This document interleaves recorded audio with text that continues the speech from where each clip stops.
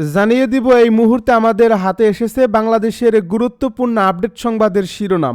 শুরুতেই থাকছে হাদির মরদেহের জন্য অপেক্ষা করা নিরাপত্তা বলয় বিমানবন্দর। ইনকিলাব মঞ্চের মুখপাত্র শরীফ ওসমান হাদির মরদেহ আজ শুক্রবার সন্ধ্যায় সিঙ্গাপুর থেকে দেশে আনা হবে। হযরত শাহজালাল আন্তর্জাতিক বিমানবন্দরের ৮ নম্বর গেট দিয়ে হাদির মরদেহ বের করা হবে। এজন্য পুরো বিমানবন্দর এলাকা নিরাপত্তার চাদরে ঢেকে দেওয়া হয়েছে।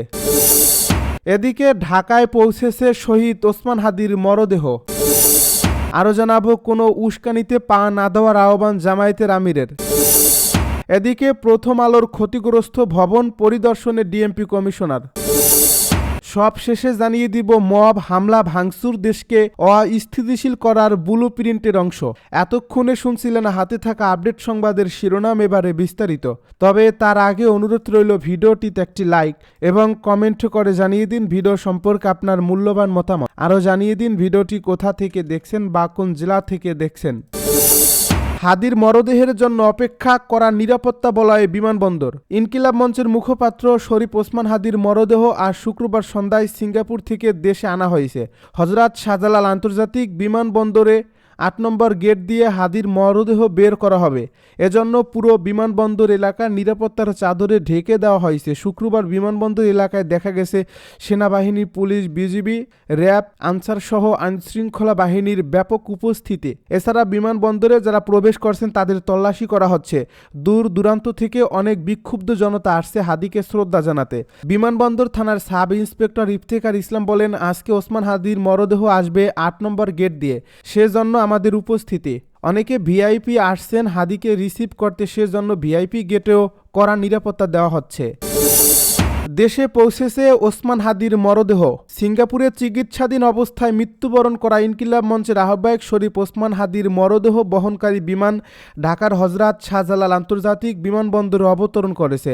বিমান বাংলাদেশ এয়ারলাইন্সের ফ্লাইট BG-385 শুক্রবার বাংলাদেশ সময় দুপুর 2টা 30 সিঙ্গাপুরের চাঙ্গি আন্তর্জাতিক বিমানবন্দর থেকে উড্ডয়ন করে।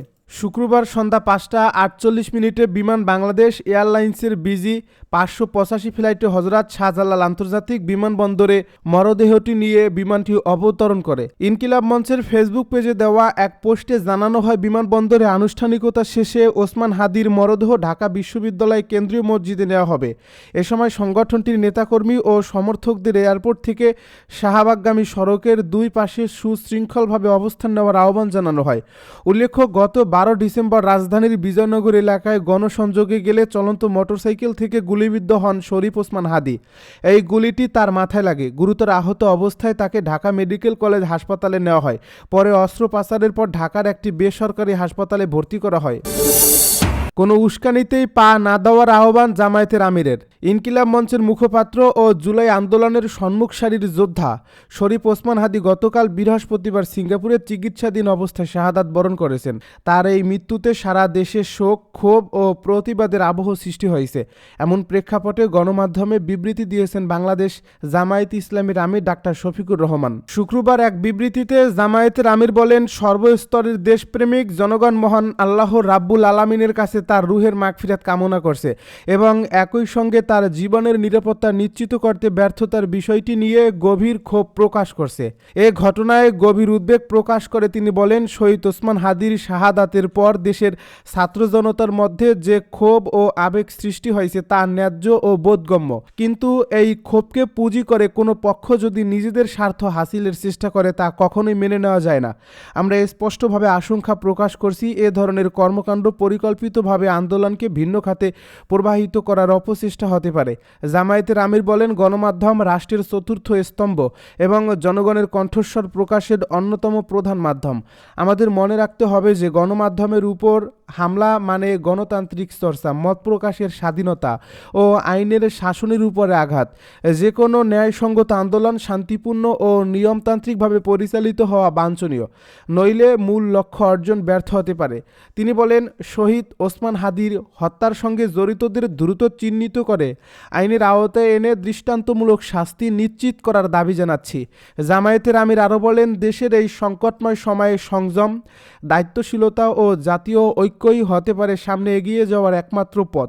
বাংলাদেশ জামায়াতে ইসলামী বিশ্বাস করে গণতান্ত্রিক, শান্তিপূর্ণ ও অন্তর্ভুক্তিমূলক রাজনৈতিক পরিবেশ প্রতিষ্ঠার মাধ্যমেই শহীদদের আত্মত্যাগের যথাযথ মর্যাদা রক্ষা করা সম্ভব। আমরা সকল দেশপ্রেমিক ছাত্র জনতা ও নাগরিককে ধৈর্য, সচেতনতা ও দায়িত্বশীলতার সঙ্গে পরিস্থিতি মোকাবিলা করার আহ্বান জানাচ্ছি। প্রথম আলোর ক্ষতিগ্রস্ত ভবন পরিদর্শনে ডিএমপি কমিশনার। ইনকিলাব মঞ্চের মুখপাত্র শরীফ ওসমান হাদির মৃত্যুর খবর আসার পর প্রথম আলো ও ডেইলি স্টার ভবনে হামলা, ভাঙচুর ও অগ্নিসংযোগ করে বিক্ষুব্ধ জনতা। এই ঘটনায় প্রথম আলোর ক্ষতিগ্রস্ত ভবন পরিদর্শন করেন ঢাকা মহানগর পুলিশের কমিশনার শেখ মোহাম্মদ সাজ্জাদ আলী। শুক্রবার বিকেল 4:45টার দিকে এ ভবন পরিদর্শন করেন তিনি। পরিদর্শনকালে পুলিশের এ শীর্ষ কর্মকর্তা ক্ষতিগ্রস্ত ভবনের আশপাশে ঘুরে দেখেন। দায়িত্বরত অফিসার থেকে ঘটনার বিস্তারিত বর্ণনা শোনেন এবং সর্বোচ্চ সচেষ্ট থাকার পরামর্শ দেন। গত 12 ডিসেম্বর রাজধানীর পুরানা পল্টনে নির্বাচনী প্রচারণার সময় সন্ত্রাসীদের গুলিতে মাথায় গুরুতর আহত হন ওসমান হাদি। আশঙ্কাজনক অবস্থায় তাকে প্রথমে ঢাকা মেডিকেল কলেজ হাসপাতালে নেওয়া হয়, যেখানে প্রাথমিক অস্ত্রোপচার করা হয়। পরে তাকে রাজধানী রেভার কেয়ার হাসপাতালের নিবিড় পরিচর্যা কেন্দ্রে স্থানান্তর করা হয়। সেখানে তিনি 3 দিন চিকিৎসাধীন থাকার পর সোমবার দুপুরে উন্নত চিকিৎসার জন্য এয়ার অ্যাম্বুলেন্সে করে তাকে সিঙ্গাপুরে পাঠানো হয়। সেখানে চিকিৎসাধীন অবস্থায় বৃহস্পতিবার রাতে তিনি শেষ নিঃশ্বাস ত্যাগ করেন। মব হামলা, ভাঙচুর দেশকে অস্থিতিশীল করার ব্লুপ্রিন্টের অংশ। বিএনপি মহাসচিব মির্জা ফখরুল ইসলাম আলমগীর বলেছেন, প্রথম আলো, ডেইলি স্টার, ছায়ানট সহ দেশের বিভিন্ন স্থানে মব তৈরি করে হামলা, ভাঙচুর, অগ্নিসংযোগের ঘটনাকে তারা দেশকে অস্থিতিশীল করার ষড়যন্ত্রের একটি অংশ বলে মনে করছেন। এসব কর্মকাণ্ডের মাধ্যমে বাংলাদেশি উগ্রবাদকে প্রতিষ্ঠার চেষ্টা করা হচ্ছে বলেও তিনি মন্তব্য করেন। বিবিসি বাংলাকে দেওয়া সাক্ষাৎকারে তিনি এসব মন্তব্য করেন বিএনপির মহাসচিব। বিএনপি মহাসচিব বলেন, হাদিকে হত্যার ঘটনার তীব্র নিন্দা জানায় উল্লেখ করে তিনি বলেন, এই ঘটনাটিকে কেন্দ্র করে দেশে মব হামলা, ভাঙচুর এগুলো একটা ব্লুপ্রিন্টের অংশ বলেই আমরা মনে করি। মির্জা ফখরুল বলেন, তবে বাংলাদেশে জোর করে চাপিয়ে মব সৃষ্টি করে কিছু করা যাবে না, কারণ বাংলাদেশের উদার সংস্কৃতিতে এটা সম্ভব না। এসব সহিংসতাকে নির্বাচন ঠেকানোর অপচেষ্টা বলেও বিএনপি মনে করছে বলে জানান বিএনপি নেতা মির্জা ফখরুল।